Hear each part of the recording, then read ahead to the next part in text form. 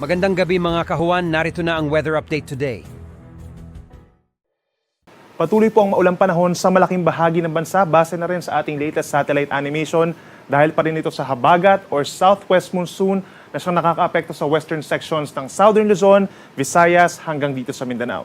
Samantala sa kabilang banda, meron din tayong mga cloud clusters na nabubuo mula doon sa mga maliliit na mga circulations. Hindi naman po siya low pressure area, kaya asahan din yung mga pag-ulan over the eastern portions of Visayas and Mindanao. So ibig sabihin po simula ngayong hapon hanggang mamayang hating gabi mataas ang tsansa pa rin ng mga pag-ulan over Visayas, Mindanao, halos buong Mimaropa at lalawigan po ng Masbate. Dulot yan ng southwest monsoon kaya mag-ingat pa rin sa mga posibleng pagbaha at pagguho ng lupa at laging magantabay sa ating mga thunderstorm advisories and even heavy rainfall warnings. Dito naman sa natitirang bahagi ng Luzon sa mga susunod na oras, mataas pa rin po ang tsansa ng mga localized thunderstorms kung dito sa may eastern side at may epekto rin po ng southwest monsoon dito po sa bahagi ng Calabarzon, Metro Manila, Zambales, and Bataan. So pinakamatataas doon ng tsansa ng mga pag-ulan, mag-ingat din po sa mga posibleng pagbaha at pagantabay din sa ating mga thunderstorm advisories. Samantala, base naman sa ating latest satellite animation, bagamat meron tayong nakikita mga circulations, wala tayong namamata na posibleng maging bagyo hanggang matapos ang weekend. By tomorrow, June 20, araw ng Thursday, asahan pa rin po ang maulang panahon sa katimugang bahagi po ng Luzon.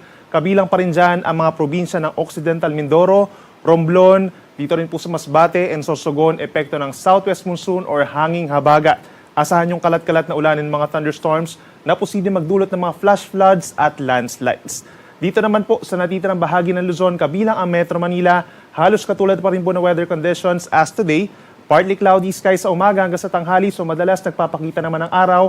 Medyo mainit pagsapit ng tanghali na sa may Central Luzon, Ilocos Region, and Cagayan Valley. And then pagsapit ng hapon hanggang sa gabi, simula po 2 p.m., madalas na ang kaulapan at madalas din ang mga pag-uulan at pagkidlat pagkulog, lalo na sa western section ng Luzon.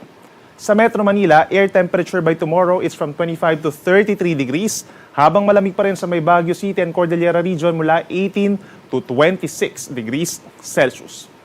Sa ating mga kababayan po sa malaking bahagi ng Visayas, Palawan, and Mindanao, asahan pa rin po ang makulimlim na panahon kagaya po ngayong araw at makakaasa pa rin tayo ng mga kalat-kalat na ulan and thunderstorms lalo na po sa hapon hanggang sa gabi by tomorrow, especially sa Palawan, Western Visayas, and Zamboanga Peninsula. Epekto po yan ng southwest monsoon pa rin or habagat-get. Mag-ingat pa rin sa mga flash floods or landslides. Kung lalabas ng bahay, ay magdala po ng payong or pananggalang sa ulan at magantabay sa ating mga advisories or even heavy rainfall warnings.